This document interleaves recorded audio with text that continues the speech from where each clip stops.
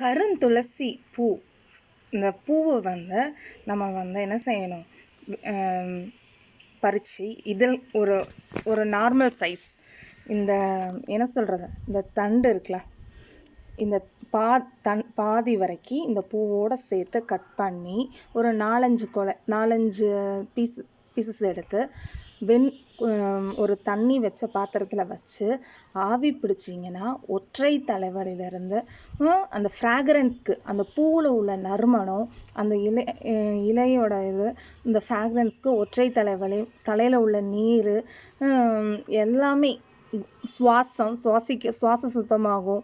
எல்லாமே என்ன செய்யணும், நம்மளுடைய ப்ரீத் இன் ப்ரீத் அவுட் வந்து நல்லாயிருக்கும். மண்டையில் நீர் உள்ளது வந்து இறங்கும், அந்த ஒற்றை தலைவலி இறங்கும். இதை வந்து நம்ம வந்து ஆவி பிடிச்சா ஹெல்த் நல்லாயிருக்கும் தலைவலி உள்ளவங்களுக்கு.